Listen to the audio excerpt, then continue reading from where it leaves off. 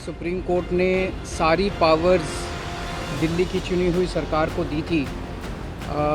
उसके बाद उसके 8वें दिन सुप्रीम कोर्ट का आदेश आने के 8वें दिन 8 दिन के अंदर उन्होंने अध्यादेश जारी करके सुप्रीम कोर्ट के ऑर्डर को पलट दिया।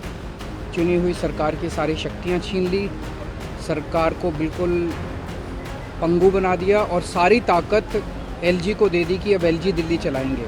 और अगर राज्यसभा के अंदर ये बिल हार गया तो ये एक तरह से 2024 का सेमीफाइनल होगा। अब आप जरा संविधान को देख लीजिए, क्या अधिकार है। जब गवर्नमेंट बनाई जाती है, इलेक्टेड सरकार बनती है, तो उनको जो अधिकार दिया गया है उसको कैसे आप हटा सकते हैं। तो ये हम लोग तो बिल्कुल इनके साथ हैं और जो कुछ भी है हम लोग जो आगे भी जो मीटिंग करेंगे, जो हम लोग कोशिश कर रहे हैं कि ज़्यादा से ज़्यादा विपक्षी पार्टियां एकजुट हो जाएं और मिल करके हम लोग पूरे देश में अभियान चलाएं, हर राज्य में अभियान चलाएं। ये सब चीज़ जो हम लोगों के मन में बात है तो सब लोग तो सहमत है ही।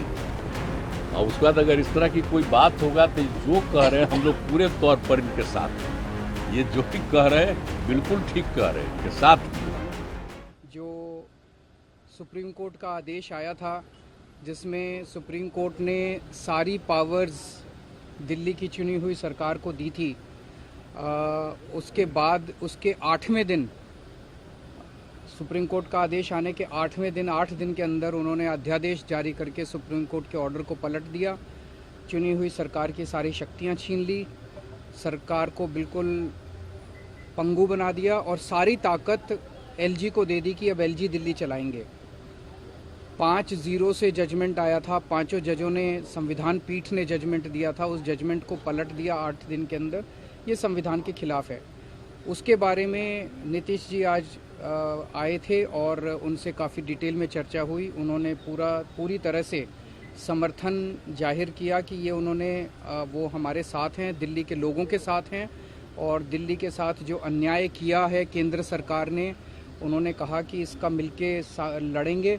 और मैंने उनसे निवेदन किया, अभी वो पूरे देश के अंदर विपक्ष को एकत्रित करने में जुड़े हुए हैं। मैंने उनसे निवेदन किया कि अगर सारा विपक्ष इकट्ठा हो जाता है, नॉन बीजेपी सारी पार्टियां इकट्ठी हो जाती हैं, तो एक तरह से राज्यसभा के अंदर अगर ये इसको बिल के रूप में लेके आते हैं तो इसको बिल के रूप में हराया जा सकता है राज्यसभा के अंदर। और अगर राज्यसभा के अंदर ये बिल हार गया तो ये एक तरह से 2024 का सेमीफाइनल होगा। फिर एक मैसेज चला जाएगा पूरे देश के अंदर। ये बिल अगर हार जाता है तो मैसेज पूरे देश में जाएगा कि 2024 के अंदर बीजेपी की सरकार जा रही है। बहुत अच्छा। तो हम लोग आए हुए थे यहाँ, तो आए ही थे आपसे मिलने के लिए और इनको काफ़ी जो सुप्रीम कोर्ट का फैसला हुआ बहुत अच्छा लगा और हम लोग तो देखते ही रहे। अब उसके बाद जो कुछ भी करने की कोशिश हो रही है केंद्र सरकार के द्वारा, ये तो एक विचित्र बात है। अब आप जरा संविधान को देख लीजिए, क्या अधिकार है। जब गवर्नमेंट बनाई जाती है, इलेक्टेड सरकार बनती है, तो उनको जो अधिकार दिया गया है उसको कैसे आप हटा सकते हैं।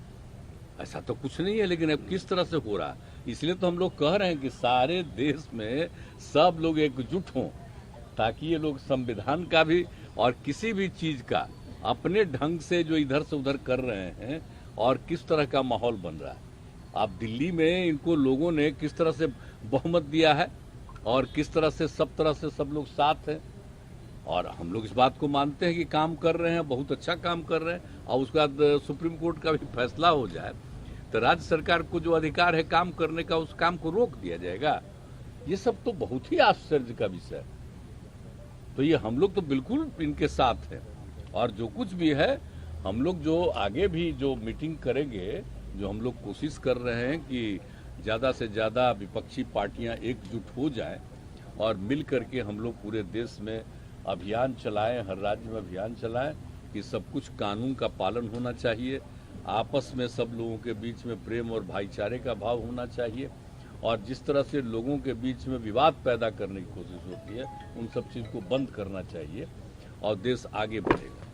तो ये सब चीज़ जो हम लोगों के मन में बात है तो सब लोग तो सहमत है ही। और उसके बाद अगर इस तरह की कोई बात होगा तो जो कह रहे हैं हम लोग पूरे तौर पर इनके साथ हैं। ये जो भी कह रहे हैं बिल्कुल ठीक कह रहे हैं, इनके साथ हम लोग हैं।